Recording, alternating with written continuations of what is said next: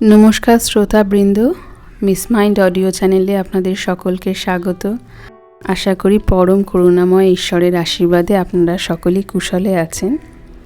আজকে আমরা জেনে নেব মা বলেছিলেন কিভাবে একজনের পাপ ও পুণ্য অন্যজনের মধ্যে চলে যায় সেই ঘটনাটি। ঠাকুরের শরীর চলে যাওয়ার পর মা যখন কলকাতায় বা জয়রামবাটিতে থাকতেন, মার কাছে যে সমস্ত ভক্তরা আসতেন তাদের মধ্যে বেশিরভাগই গৃহী মানুষ। গৃহীদের তো অশান্তির রাজ্যে বাস, চিতাপ জ্বালায় তারা দগ্ধ, একটু শান্তির আশায় তারা সর্বক্ষণ ছুটে বেড়াচ্ছেন। এরকমই মায়ের কাছেও প্রচুর গৃহী ভক্তরা আসতেন এবং তারা বলতেন তাদের এই কষ্ট ওই কষ্ট, এক জ্বালা এরকম বলতেন। সেরকমই একজন ভক্ত মহিলা ছিলেন সরজুবালা দেবী। এটি সরজুবালা দেবীর স্মৃতিকথা থেকেই নেওয়া। ঘটনাটি ঘটেছিল 1325 বঙ্গাব্দের 6ই শ্রাবণ আজ 7:30 নাগাদ। সেদিন সরজুবালা দেবীর মন খুবই ভারাক্রান্ত ছিল। নানা রকম কারণে তার মন দুঃখে ভারাক্রান্ত থাকায় তিনি মায়ের কাছে তার শ্রীচরণ দর্শন করে একটু শান্তি পাওয়ার আশায় গেলেন। গিয়ে দেখলেন মা ভক্ত পরিবেষ্টিত হয়ে রয়েছেন এবং প্রত্যেকেই তাদের নিজ নিজ কষ্টের কথা বলছেন। একজনের এক কষ্ট তো অন্যজনের আর এক। মা প্রত্যেকেই সহজ সরলভাবে প্রত্যেকের সমস্যার সমাধান করে দিচ্ছেন। এরপর হঠাৎ মা সরজুবালা দেবীকে বললেন যে এসেছো, বাইরে ভারী গরম, বসো একটু ঠান্ডা হও। এবং তার কিছুক্ষণ বাদে বললেন যে মায়ের পিঠে তেল মালিশ করে দিতে। বললেন দেখেছো তো আম্বা তার চুলকানিতে সারা শরীর ভুলে গেছে।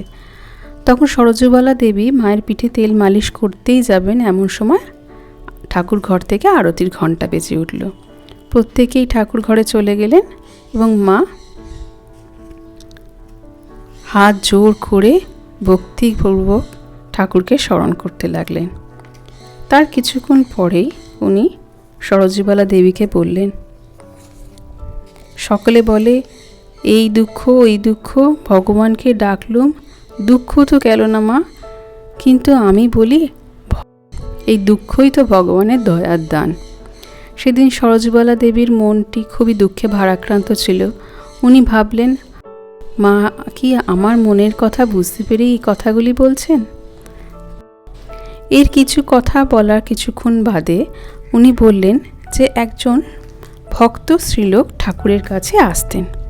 এই ঠাকুরের কাছে এসে তিনি তার নিজকৃত পাপের কথা একদিন সমস্ত অকপটে স্বীকার করলেন এবং তিনি পাপমুক্ত হয়ে গেলেন। কাছে বসেছিলেন ঠাকুর মায়ের ভাইঝি নলিনী দেবী। নলিনী দিদি বললেন, কি বলছো গো মা, ঠাকুরের কাছে বললেন আর অমনি সমস্ত পাপ ক্ষয় হয়ে গেল? তখন মা বললেন, হবে না, তিনি যে মহাপুরুষ, ওনার কাছে অকপটে সমস্ত কথা বললে পাপ ক্ষয় হয়ে যায়। ঠিক এরকমভাবেই উনি বললেন আবার একজনের পাপ পুণ্য অন্যজনের কাছেও চলে যায়। তখন নলিনী দেবী আবার প্রশ্ন করলেন, তা হয় নাকি?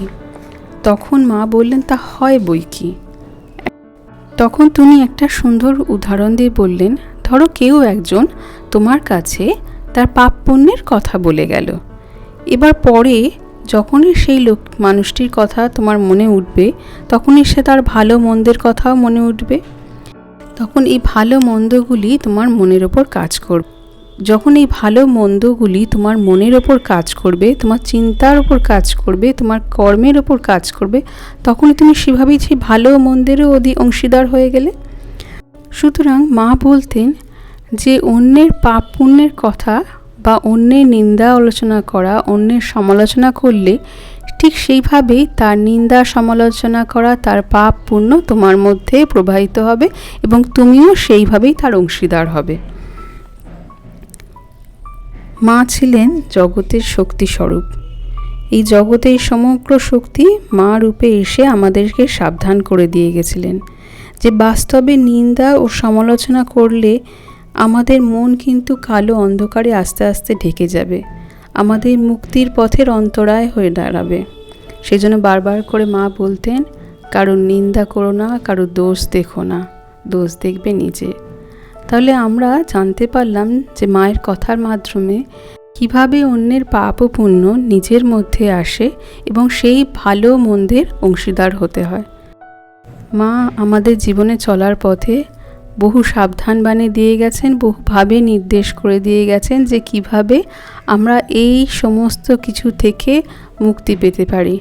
আসুন আমরা সকলে তাকে স্মরণ করি, নিজেদের আধ্যাত্মিক মানসিক জগতের উত্তরণ ঘটাই। জননীং শারদাং দেবীং রামকৃষ্ণং জগদ্গুরু পাদপদ্মে তয়োসিত্বা প্রণমামি মুহুর্মুহুঃ।